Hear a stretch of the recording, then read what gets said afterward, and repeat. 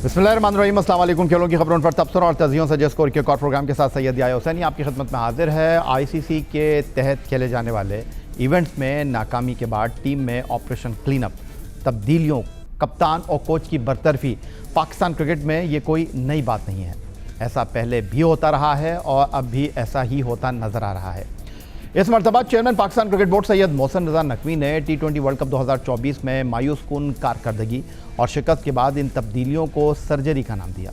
Pakistan cricket board में ताकतवर समझे जाने वाले साबिक चीफ सिलेक्टर और senior manager test fast bowler Wahab Riaz और उनके साथ सिलेक्शन कमेटी में शामिल test all-rounder Abdul Razzaq surgery के नाम पर पहला शिकार बने। मगर क्या ये महज खानापूरी है या फिर chairman Pakistan cricket board Syed Mohsin Raza Naqvi Pakistan cricket में ग्रुपिंग ऑफ प्लेयर्स का तोड़ करना चाहते हैं? क्या वाकई ऐसा होने जा रहा है? साबिक टेस्ट क्रिकेटर, क्रिकेट पंडितों और तज्जियोकारों के जहन में यही सवाल इस वक्त गर्दिश कर रहा है। T20 वर्ल्ड कप में नाकामी के बाद पाकिस्तान क्रिकेट बोर्ड ने तब्दीली और बेहतरी के हवाले से चेयरमैन पाकिस्तान क्रिकेट बोर्ड का बयान जारी कर दिया है। Chairman Pakistan cricket board Syed Mohsin Raza Naqvi के क्रिकेट और टीम की कारकर्दगी की बेहतरी के लिए बड़े फैसलों का ऐलान सामने आया है। ऐलान के मुताबिक वाइट बॉल टीम के हेड कोच गैरी कर्स्टन और रेड बॉल टीम के हेड कोच जेसन गिलेस्पी भी सिलेक्शन कमेटी में शामिल रहेंगे। हर माह बाद 3 खिलाड़ियों का फिटनेस टेस्ट लाजमी होगा। खिलाड़ियों को लाजमन डोमेस्टिक क्रिकेट खेलना होगी। सेंट्रल कॉन्ट्रैक्ट की रकम फ़िलहाल कम ना करने का फैसला किया गया है, लेकिन सेंट्रल कॉन्ट्रैक्ट की मुद्दत 1 बरस के लिए होगी। कॉन्ट्रैक्ट का खिलाड़ियों की कारकर्दगी और फिटनेस पर हर बरस जायज़ा सामने आएगा। मुख्तलिफ कैटेगरीज़ में खिलाड़ियों की शमूलियत वज़ा करदा तरीक़ाकार के तहत होगी। लीग्स खेलने के लिए NOCs के इजरा का टेक्निकल तरीक़ाकार तय किया जा रहा है। तरीक़ाकार पर पूरा उतरने वाले खिलाड़ियों को NOCs का इजरा किया जाएगा। Chairman Pakistan cricket board Syed Mohsin Raza Naqvi का कहना है कि डिसिप्लिन पर कोई कॉम्प्रोमाइज़ नहीं होगा। टीम के अंदर यूनिटी और इत्तेफाक नज़र आना चाहिए। ग्रुपिंग करने वाले खिलाड़ियों को बर्दाश्त हरगिज़ नहीं किया जाएगा। ग्रुपिंग पर मैनेजमेंट को सख्त एक्शन लेना चाहिए। डिसिप्लिन की पाबंदी न करने वाले खिलाड़ियों की टीम में जगह नहीं होगी। डिसिप्लिन की खिलाफवर्जी पर किसी भी खिलाड़ी के बारे में मेरी सिफारिश क्रिकेट बोर्ड के सरबराह कहते हैं नहीं मानी जाए। ये फैसले चेयरमैन PCB सैयद मोहसिन रज़ा नकवी की ज़ेर सदारत इजलास में सामने आए, जिसमें वाइट बॉल टीम के head coach Gary Kirsten, red ball team के head coach Jason Gillespie, chief operating officer Pakistan cricket board Salman Naseer, director international cricket Usman Wahla, assistant coach Azhar Mahmood, selection committee के अरकान Mohammad Yousuf, Asad Shafiq, Bilal Afzal, director high performance centre Nadeem Khan और director domestic cricket Abdullah Khurram Niazi शरीक थे। सीधा चलेंगे लाहौर, जहां वीडियो लिंक पर हमें ज्वाइन कर रहे हैं पाकिस्तान के टेस्ट ओपनर और वनडे, T20 और टेस्ट क्रिकेट में पाकिस्तान के लिए सेंचुरी स्कोर करने वाले पहले बैटर अहमद शहजाद, जिनको वर्ल्ड कप के दौरान आपने ताबिश हाशमी के साथ हारना मना है में देखा और उनके तबसरों और तजियों को खासा पसंद भी किया। अपने जारहाना अंदाज और अपने होमवर्क के साथ अहमद शहजाद ने क्रिकेट के बाद अब अगर कहें कि बहसियत तस्दीक भी लोगों की तवज्जो हासिल की है, तो ये कहने में कोई दो राय नहीं है। पाकिस्तान क्रिकेट बोर्ड में सर्जरी के साथ साथ 2 ऐसी चीज़ें हैं जो कि आने वाले दिनों में अहमियत की हामिल हैं। एक, पाकिस्तान क्रिकेट बोर्ड का खिलाड़ियों के हवाले से सेंट्रल कॉन्ट्रैक्ट का मामला है। अगर आपको याद हो, पिछले साल चौधरी ज़का अशरफ बड़े दबाव में थे और खिलाड़ियों के एजेंट और सरकर्दा खिलाड़ियों ने उनसे अपने मनमाने फ़ैसले करवाए। ICC के जो पैसे हैं रेवेन्यू के, उसमें से भी शेयर लिया। फिर ठीक ठाक जो है वो सेंट्रल कॉन्ट्रैक्ट बनाया। फिर ये भी खबरें आई कि जी सेंट्रल कॉन्ट्रैक्ट में कैटेगरी ऊपर नीचे हो सकती है, पैसे ऊपर नीचे नहीं होंगे। अब क्रिकेट बोर्ड इस बारे में क्या सोच रहा है? और दूसरी तरफ NOC का मामला, ये दोनों चीज़ें अहमद शहजाद के सामने रखते हैं। पहले अहमद, मैं आपसे ये जानना चाहता हूँ, ये NOC का मामला सामने आया है और आपने दी 100 में कुछ 4-4.5 करोड़ का मुआहिदा था बर्मिंघम के लिए नसीम शाह का, उनको रोक दिया है क्योंकि आपको नॉन स्टॉप क्रिकेट खेलनी है आइंदा आने वाले 6 से 8 महीने में। फिर अब ये कहा जा रहा है कि जो NOC है वो खिलाड़ियों को दी जाएगी, लेकिन उन खिलाड़ियों को नहीं दी जाएगी जो कि हमारे तीनों फॉर्मेट के क्रिकेटर्स हैं। ये बात हज़म होती है, इसमें कोई दो राय नहीं है, क्योंकि आप टेस्ट, वनडे और T20 क्रिकेट में अगर उन खिलाड़ियों को लीग के लिए भी इजाज़त दे देंगे तो मसाइल हो सकते हैं। हमने देखा 2023 वर्ल्ड कप में नसीम शाह का अनफिट होना हमारे लिए बहुत बड़ा डेंट था। हमारी नाकामी की सबसे बड़ी वजह भी शायद ये थी। लेकिन मैं आपसे ये जानना चाहता हूँ, अभी आप क्रिकेट बोर्ड की बात कर रहे थे ये डायरेक्टर इंटरनेशनल हैं आपके उस्मान वाला साहब, और हमारे चीफ एग्जीक्यूटिव हैं उस नसीर साहब, सलमान नसीर साहब। अब नदीम खान जो हैं वो एक बार फिर पावर में आ गए हैं। पिछले क्रिकेट बोर्ड में उनको साइडलाइन कर दिया गया था, अब उनको सिलेक्शन कमेटी में भी लेकर आ गए हैं, अहम फैसलों में आप उनको शामिल भी कर रहे हैं। देखें, खिलाड़ियों को तो आप एनओसी नहीं देंगे तो उनका नाराज़गी बनती है, वो तो कहेंगे जी हमारा नुकसान हो रहा है। लेकिन अहमद, मैं आपसे ये जानना चाह रहा हूँ कि ये दी 100 में जिस तरह 4-4.5 करोड़ का मुआहिदा हुआ नसीम शाह का, या बाकी खिलाड़ियों का मुआहिदा हुआ है, बाबर आजम का, रिजवान का, शाहीन शाह अफरीदी का, आप इनको अब रोक रहे हैं, तो ये जो डायरेक्टर इंटरनेशनल उस्मान वाला साहब हैं, ये दूसरी लीग को डैमेज नहीं कर रहे? इनको ये पहले नहीं पता था कि यार हमारी अभी आने वाली नॉन स्टॉप क्रिकेट है? तो उन्होंने एनओसी दे कैसे दिया कि वो जो एनओसी, वो जो लीग वाले हैं, उन्होंने जनाब इनकी पब्लिसिटी भी कर दी है, पैसे भी खर्च कर दिए हैं, अब आप उनको कह रहे हैं जी हम नहीं देंगे इनको? जी, पाकिस्तान क्रिकेट में यार भाई हमेशा से जो एनओसी देने और लेने के लिए ना जो प्रोसेस है वो स्मूथ नहीं रहा।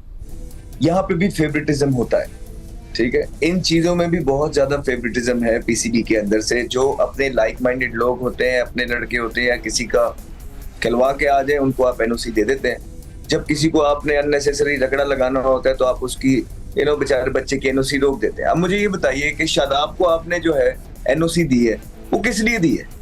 वो तो वहां आते साथ ही सबसे बुरी परफॉर्मेंस उनकी थी, और आते साथ आपने एनओसी, क्या उनके कुछ लोग या दोस्त है आप पीसीबी में डिसीजन मेकर्स हुए हैं, इसलिए क्या वजह है? और बाकियों की आप रोक रहे हैं, वो क्यों रोक रहे हैं? और पहले मुझे आप ये बताइए कि इस तरह की परफॉर्मेंसेस के बाद आपके सिलेक्टर्स जो हैं वो लीग खेलने जा रहे हैं, उनको किसने इजाजत दी? तो सर बात इतनी है कि आप लोगों को नहीं रोक सकते लीग खेलने से, बजाय कि आप लोगों को लीग खेलने से रोकें, आप अपना किबला दुरुस्त कीजिए, आप अपने डिसीजंस लीजिए। लीग्स उन्हीं लोगों को बुलाती है जो पाकिस्तान क्रिकेट टीम में रेगुलरली खेल रहे होते हैं। अगर आपको किसी से मसला है, कोई पर्सनल चीजें हैं, तो आप अपने भाई पाकिस्तान के चीजें सॉर्ट करें, आप टीम सॉर्ट करें, आप यंगस्टर्स को चांस दें, उन यंगस्टर्स को बुलाने लग जाएगी पाकिस्तान जो लीग्स है। ये तो सिंपल क्राइटेरिया है। कोई ऐसा क्रिस गेल तो हमारी टीम में बैठा नहीं बा कि जिसके पीछे लीगें पागल हो रही हैं। मसला यह है कि लीगें चलानी होती हैं, हर मुल्क की फैन फॉलोइंग होती है, और वहां के वो लोग जो पाकिस्तान टीम में खेल रहे होते हैं, नेशनल साइड में खेल रहे होते हैं, उनको लीग ऑफर करती हैं। और फिर कईयों के एजेंट इतने स्ट्रांग होते हैं, वो पूरी पूरी टीम कंट्रोल कर लेते हैं और वो अपने ही लड़के रखते हैं। और इस दफा भी हमने ये देखने को मिला हमें। और कुछ तो ऐसे लड़कों को भी देख रहे हैं, एजेंसीज जो है वो रिप्रेजेंट कर रही हैं जिन पे अभी पीछे केसेस चल रहे थे और उन पे बैन लगा हुआ है अपने रिस्पेक्टिव कंट्रीज। तो ये तो सारी चीजें हमें देखने में आ रही है। इनको रोकने से बेहतर तरीका ये है कि आप अपना किबला दुरुस्त कीजिए, आप उन नए बच्चों को टीम में लेके आइए, आप नए बच्चों को मौका दीजिए, उनको परफॉर्मेंस करने दीजिए। 1 साल लगेगा, उन बच्चों को सारे बुलाएंगे और किसी को नहीं बुलाएंगे। तो आपका कभी भी प्रोसेस जो है वो स्मूथ रहा नहीं है एनओसी के बारे में। और फिर इस तरह की बातें, फिर आपको प्लेयर थ्रेट करते हैं। आपको पहले भी जो है प्लेयर्स अपने एजेंट के थ्रू जो है ब्लैकमेल करते रहे हैं और आप ब्लैकमेल हुए हैं। इस दफा फिर आप, जब आप डिडक्शन की बात कर रहे थे, तो प्लेयर्स ने आपको थ्रेटन किया है या ब्लैकमेल किया है कि अगर आपने हमारे पैसे नीचे गिराए तो हम सेंट्रल कॉन्ट्रैक्ट नहीं लेंगे। तो भाई नहीं लेने देना, क्या हो गया? फिर आपकी आज वो रिलीज आ गई है जिसपे आपने ये बोल दिया कि आप पैसे डिडक्ट नहीं करेंगे। भाई हम नहीं कहते आप पैसे डिडक्ट करें, लेकिन आप एक बात पे कायम तो रहे। अगर आपने कोई डिसीजन लेने हैं तो आप डिसीजन ले लें, आप किसी के साथ ब्लैकमेल होकर अपने डिसीजंस को रिवर्स नहीं कीजिए। अहमद, बिल्कुल मैं आपकी बात से इत्तेफाक इसलिए कर रहा हूं मैं आपकी, क्योंकि एक दिन ज़राए से खबर आती है कि जी चेयरमैन क्रिकेट बोर्ड ने ये सोच लिया, फिर दूसरे दिन ज़राए से खबर ये आती है कि जी नहीं, चेयरमैन क्रिकेट बोर्ड इसके ऊपर दोबारा असर नो गौर कर रहे हैं। तो ये बात आपकी बिल्कुल बजा है। आप नए खिलाड़ियों की बात कर रहे थे, अभी शाहीन के साथ जो है हमने साहबजादा फरहान को 4 डे में कैप्टन बना दिया। नाम आ रहा था उमर अमीन का, लेकिन जो है वो उनकी जगह साहबजादा फरहान को कप्तान बनाया गया। और जो वाइट बॉल क्रिकेट है उसमें मोहम्मद हारिस एक बार फिर उनकी लॉटरी निकल आई है, उनको आपने कप्तान बनाया है। तो ये दोनों फैसलों को क्रिकेट बोर्ड की आप किस तरह देखें? देखिए, जहां तक साहिबजादा फरहान की बात रही है, ना सिर्फ आई थिंक जितनी उस लड़के ने परफॉर्मेंस की है, बड़ी ज्यादती होगी अगर साहिबजादा फरहान को अगर आपने अपने नंबर पे प्रॉपर पाकिस्तान की तरफ से रन ना दिया। तो वो पाकिस्तान के उन प्लेयर्स में से हैं जो बड़ी मेहनत करते हैं, डेडिकेटेडली जो है ना अपनी डोमेस्टिक क्रिकेट खेलते हैं, जिन्होंने बड़ी परफॉर्मेंस की है, दबे लफ्जों में वो अब चीजें कहना स्टार्ट हो गए हैं। देखें ऐसे ही होगा, एक टाइम आएगा, डरे उस टाइम से कि आपके डोमेस्टिक के सारे प्लेयर्स कहीं ऐसा ना हो कि बाहर निकल आए, कहीं आपके डोमेस्टिक के प्लेयर्स ऐसा ना हो कि सारे प्लेयर्स पॉडकास्ट पे बैठना शुरू हो जाए और पीसीबी के बाहर आके खड़े हो जाए कि हमें इंसाफ दे। इस टाइम से डरें। जो बाकी ऊपर नीचे की चीजें हो रही हैं या आप करते हैं, आप करते रहे, आपको कोई मना नहीं कर रहा है, लेकिन आप कम से कम ये जो सिस्टम है ये मेरिट पे चलाना स्टार्ट कर दीजिए। आप अपने डोमेस्टिक के प्लेयर्स हैं, इनको मौका दीजिए।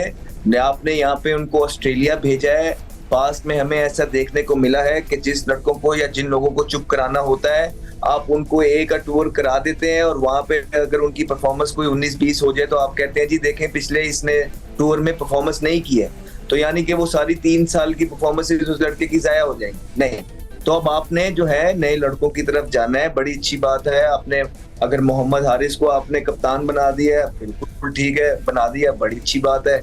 अगर आपने साहिबजादा को बना दिया, बड़ी अच्छी बात है। लेकिन ये साहिबजादा, मोहम्मद अली, शाहनवाज धानी, तैयब ताहिर, कामरान गुलाम, ये अब आपके इस तरह के प्लेयर हैं कि ना सिर्फ इनको आपने इन ए के टूर पे लेके जाना है, आपने इनको पाकिस्तान टीम के लिए भी इनको मौके देने हैं जो कि ये डिजर्व करते हैं।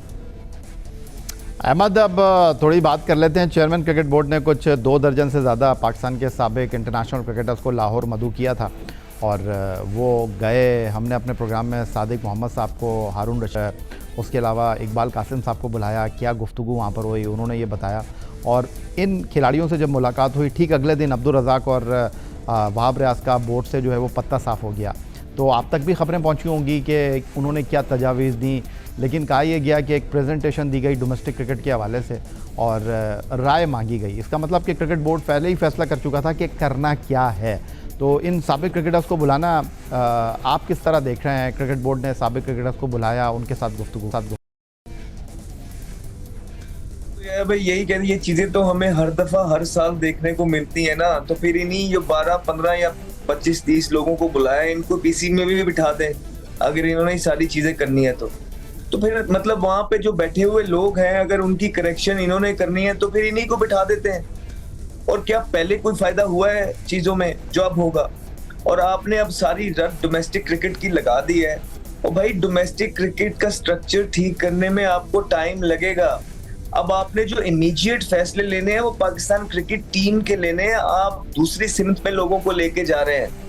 आप लोगों का ध्यान पाकिस्तान क्रिकेट टीम की पैथेटिक परफॉर्मेंस से हटा के पाकिस्तान की जो प्लेयर्स की, बड़े बड़े बल्लेबाज और बड़े बड़े बॉलर्स की जो पैथेटिक परफॉर्मेंसेस उन्होंने दी हैं और जो पिछले 5 साल से कोई इवेंट नहीं जितवा सके हैं, आप उनसे हटाने की कोशिश कर रहे हैं और आप सारी चीजें डोमेस्टिक पे लेके जा रहे हैं। इससे कोई फर्क नहीं पड़ेगा। अहमद शहजाद हमारे साथ मौजूद हैं और अब होना क्या चाहिए, क्योंकि पाकिस्तान का अगला असाइनमेंट जो है वो बांग्लादेश के साथ 2 टेस्ट पर मुश्तमिल होम सीरीज़ है।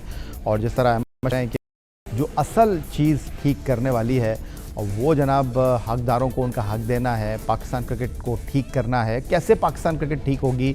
क्या बड़े खिलाड़ियों को टीम से अलग करके टीम ठीक होगी, या फ़िलहाल उनको आराम देकर ये चीज़ें ठीक होंगी? क्या डोमेस्टिक क्रिकेट के परफॉर्मर को अचानक आप टीम के साथ लाकर कनेक्ट करके नताइज हासिल कर सकते हैं? नताइज हासिल नहीं हुए तो फिर तनकीद होगी। ये सब कुछ अहमद से पूछेंगे एक ब्रेक के बाद।